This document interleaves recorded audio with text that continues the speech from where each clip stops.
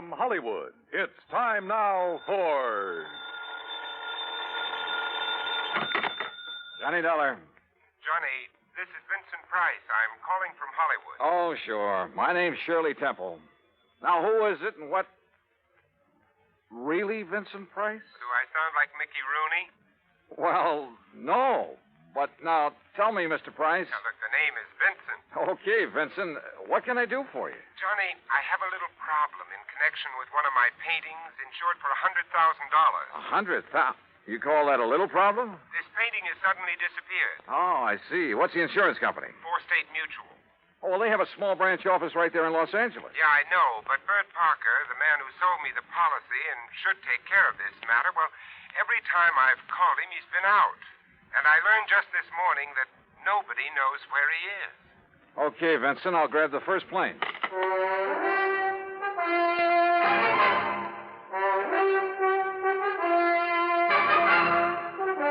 Bob Bailey in the exciting adventures of the man with the action-packed expense account. America's fabulous freelance insurance investigator. Yours truly, Johnny Dollar. And now, Act One of yours truly, Johnny Dollar.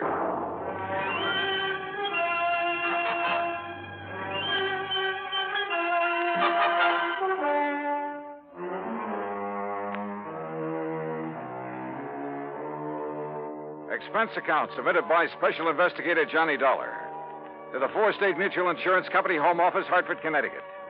Following is an account of expenses incurred during my investigation of the Price of Fame matter.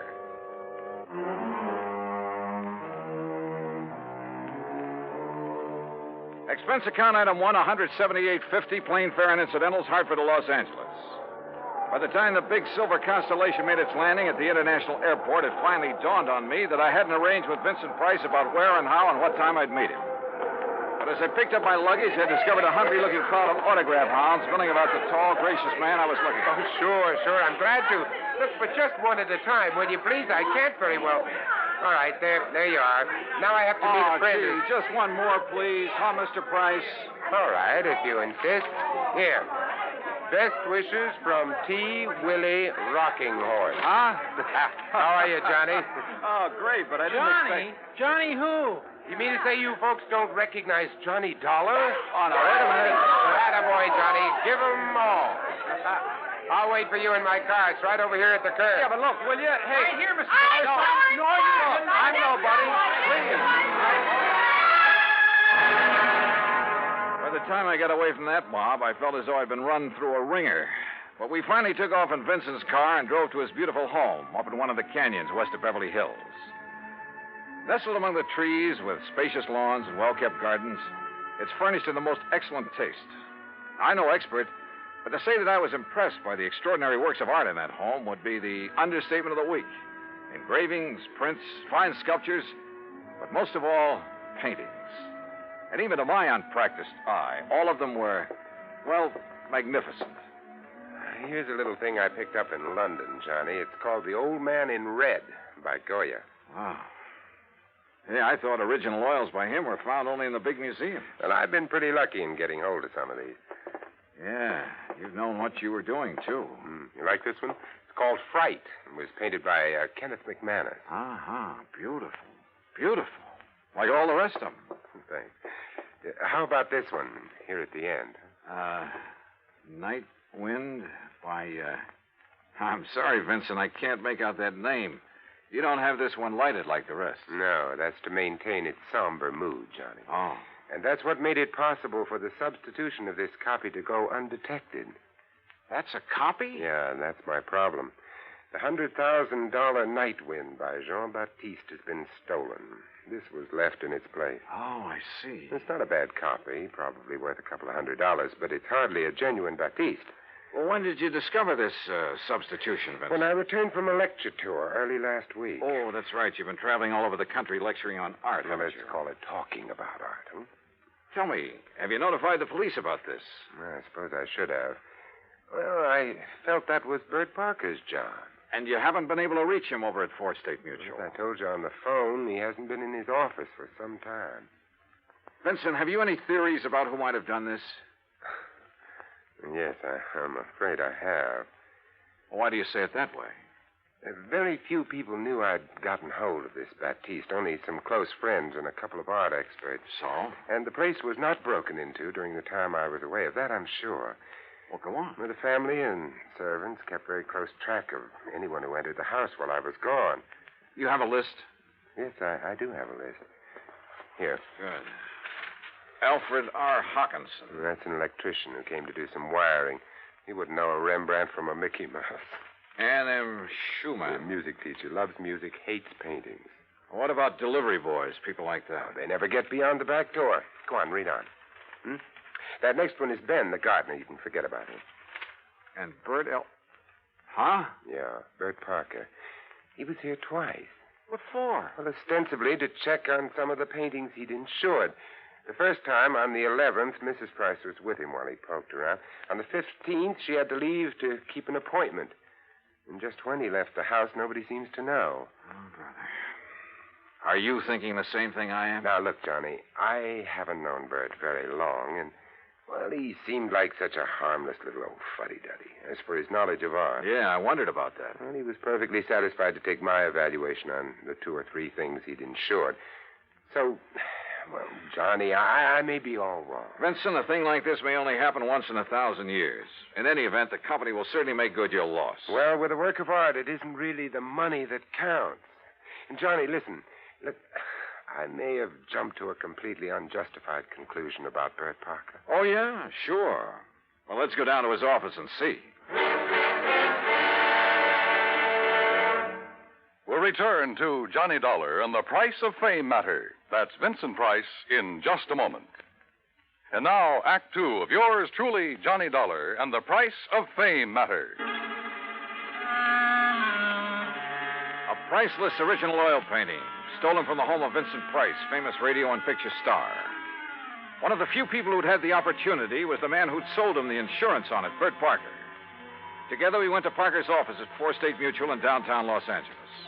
It was on the 16th that Mr. Parker phoned in to say he wasn't feeling very good and wouldn't be in for a day or two. Hey, it was on the 15th that he was at your house, Vincent. Yes, that's over 2 weeks ago.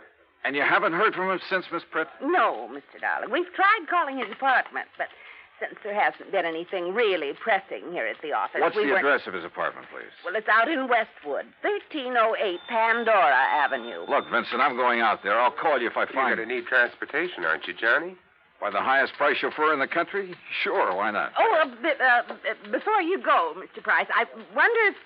if I could have your autograph. Well, why didn't you get Johnny Dollars, Miss Britt? He loves to give them. Oh, yes. Oh, no. No, you don't, Vincent. Let's go.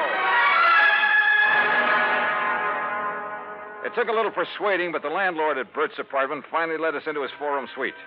It was empty, except for a few old clothes, and it was obvious that he'd packed and left in a hurry. I rummaged around in the closets, tables, bureau, for a clue as to where he might have gone, and came up with nothing. You give up, Johnny? Yeah, Vincent, I'm afraid so. I poked around that desk some more after you'd finished with it and found this wedged in behind a drawer. Oh? Travel folder. Paris. Yeah, it looks real fresh, too. Minor Travel Agency, Beverly Hills. Well, what do you think?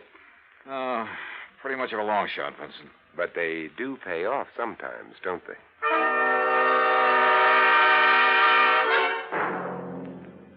Planned a trip for myself, yes, sir. First class all the way. What was the departure date, Mr. Miner? 16th, first class, straight to Paris. Oh, brother. Paris is a pretty big place. Did you make any arrangements for him for after he got there? Only for when he arrived. Reservations at the Louvois. What? The hotel, Louvois. The Louvois, perhaps. That's what I said. First class, too. Said he wanted something not too far from the Montmartre. Montmartre, if you don't mind. That's what I said, yes. Now, can I fix you gentlemen up with some plane reservations, too? Well, suppose you give me the same flight he took, and I'll stop at the same hotel when I get there. Hey, wait a minute, Johnny. You're not going to leave me out of this. Well, look, I'm still playing a long shot, Vincent, a very long one. What's the difference? Also, I don't know if my expense account will get by the home office. Expense account, forget it. I'm having a ball. Mr. Minor, start making those reservations. Expense account item 2, $984 for the plane to Paris. Well, it turned out to be the most interesting flight I've ever made because of the company of Vincent Price. An amazing conversationalist, he could talk about anything, including art. and he has a tremendous sense of humor. So, as he put it, we had a ball from the time we took off in L.A. till the time we set down in Le Bourget. Item 3, 520 American, taxi into the Hotel Louvois, where the manager was, somewhat helpful. Oh, mais oui. The Monsieur Parker leave us but only 2 days ago, after some slight misunderstanding about l'addition, the deal. Yeah, you mean he was running out of money? Monsieur, I did not say that. But that's what you meant, isn't it? You know where he spent his time around here? But of course, his business, he say, took him constantly to Montmartre. Where in Montmartre? Who is to know? Oh, that's like saying somewhere in Brooklyn. Brooklyn. Perhaps you know my cousin. Johnny, He was... Johnny, I just got an idea. Shoot. Works of art, even very good ones, are sometimes sold in rather unorthodox ways. They go through some rather strange hands. They're not always sold over the counter, so to speak, by reputable dealers. You know what I mean? Yeah, but how to contact the kind of people who might... You got any ideas? Why don't you just go on up to our suite and sit tight for a while, I'll see what I can dig up. You are keeping something from me, Vincent. Mm-hmm. But, Johnny, there are some things even funk keeps from Wagnalls. I'll see you later.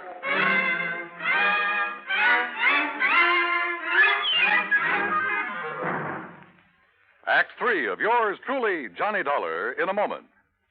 And now, Act 3 of yours truly, Johnny Dollar, and the Price of Fame Matter. All of gay, romantic Paris just outside the door, and time on my hands. So what did I do? Took Vincent Price's advice, went back to my room at the Hotel Louvois, and waited. 2, 3, 4 hours. Finally, shortly after 8 p.m., Vincent came in bearing a couple of packages. Sorry to have made you wait, Johnny, but I think I'm on the trail of something. Looks to me like you've been on a shopping spree. Props, Johnny, for you. Have you found out where Bert Parker is? No, but I think you will. Here, try this on. Huh? What's this all about? A 10-gallon hat? Yeah, I had to guess at your size. Where in Paris did you find this? Try it on. Oh, what am I supposed to be, a refugee from Texas? Exactly. You made it in oil wells. Your name is Matthew. Huh? You're over here to see the sights, all the wild nightlife you've heard about, the Folie Bergère, Rue Blondel, Place Pigalle. Here, try on this shirt. Oh, brother. Look, I don't know what this is all about, but hadn't we better get something to eat? Try it on. If you don't take me to one of the world-famous restaurants in this town. Maybe tomorrow. Huh? Yeah, that's good. That shirt's going to be all right. What do you mean tomorrow? Here, now, stick this genuine simulated imitation diamond-type stick pin in the front. Wait a minute, I'll do it for you. Yeah, what the Sam... There you are, and with this big hunk of glass on your finger. There, now, look at you. Oh, you look. I'm hungry. Well, maybe you'll even get food where you're going. Now, where do you think I'm going in this rig? To a little joint on the Rue Blondel called the Bal Macabre. Now, what am I supposed to do there, if I go there? Sit around, look prosperous, and see what happens. Oh, Vincent. Remember, you made it in oil. Millions. Yeah, but Vincent... Also, you're interested in art, and your name is Matthew. Look, will you... On your way, Johnny. The taxi that's waiting for you out front knows exactly where to take you. The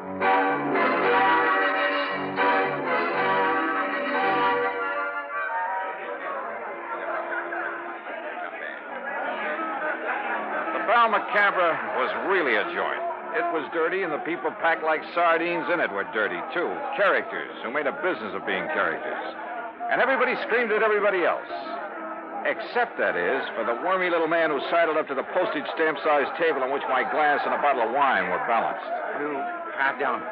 You are Mr. Matthews, are you not? That's right. From Texas, no? Oh, yes, sir, partner. The great and glorious state of Texas. Sit down and pour yourself a glass of this here red ale. Who are you? They call me La Chagrin. What's that mean? Well, they're what you call the gray cat. Hey, that's cuter than the name of my old friend Coyote Bill. Well, do you enjoy the Paris nightlife? You know something? I'm getting fed up with it. Yeah, I think I'll just buy me a couple of nice pictures and go on back home. What kind of pictures, monsieur? Well, good ones. Oil pictures. Like that Mona Lisa I've seen at the Louvre. You know, good ones, I mean. Well, like a Jean-Baptiste, perhaps? You mean you know where a man could get a hold of a genuine one of them? Well, for a price, of course. Well, listen, I got money and I'll spend it. Well, I offered them $500,000 for that Mona Lisa, but they turned me down. But if I could get a hold of a genuine Baptiste, well, partner, you just name the price. Oh, well, I make no promises, mon ami. But I do have a friend. And for a slight consideration... Name your price and take me to it. I will be waiting for you at the corner with the taxi. That is what you call okay? Okay. I shall be waiting. I'll be there, partner. You bet I will. And I'd certainly like to know how Vincent set this up.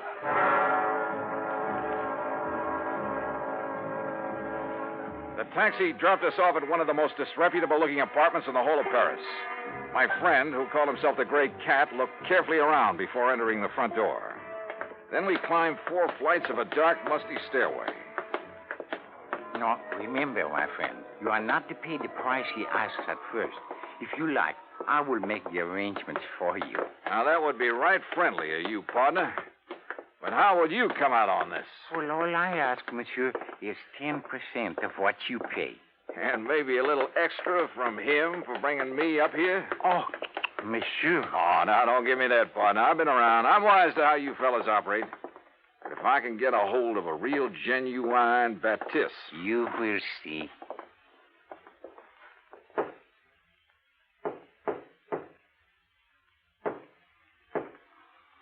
Yes? Who is it? I have brought a friend, Monsieur Matthews from Texas. Yes? Yes, he would like to buy The Night Wind by Baptiste. That is, if it's genuine. Genuine? Of course it's genuine. There, on the table. Can't you see for yourself that it's the Oh, no. Well. Bert Parker. Johnny Dollar. That's right. Insurance investigator. Investigate you? Oh, I've just remembered somebody is waiting for me. That's right, I am. Mr. Price. Oh, no. Well, pardon, Monsieur Price, but I must go. Without your fee for taking care of Mr. Dollar? Listen, both of you, please. I'll give you back the painting. I'll do anything you ask. Oh, drop dead. Oh, dear. Dear. Well, Vincent, there it is. Yep. And it looks like the company has saved a cool $100,000. I have a confession to make about that, Johnny. Yeah, like how you happen to know the way to the painting through that squirmy little fellow who brought me here. Oh, well, that's how I got hold of the Baptiste in the first place. It's a lovely thing, isn't it? Yeah, it certainly is. And, Johnny, it is worth $100,000. Oh, I'm sure. But the truth of the matter is, I paid only $300 for it. You paid? Oh, no. It's a fact. Well, you've got it back, thanks to your own efforts. Thanks to your being the front man. If I'd tried to get it back myself, these people would have run like scared rats. Oh, sure. Just tell me one thing, will you? Why aren't you an insurance investigator? Well, you know, it's every man to his own. Well, after all, why aren't you an actor? Let's get out of here.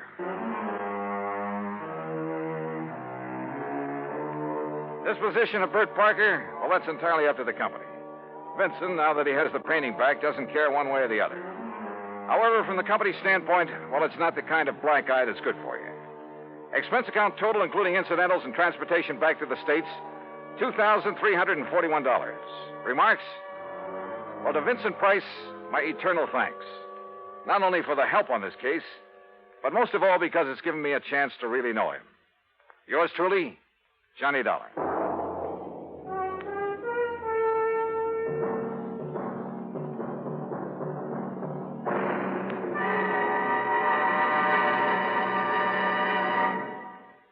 Our star will return in just a moment.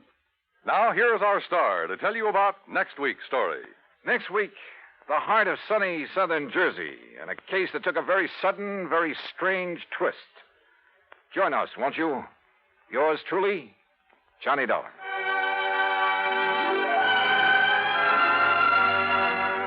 Yours truly, Johnny Dollar, starring Bob Bailey, originates in Hollywood and is produced and directed by Jack Johnstone, who also wrote today's story. Heard in our cast were Virginia Gregg, Junius Matthews, Tony Barrett, Forrest Lewis, Howard McNear, and of course our special guest, Vincent Price. Be sure to join us next week, same time and station, for another exciting story of yours truly, Johnny Dollar. This is Dan Cubberly speaking.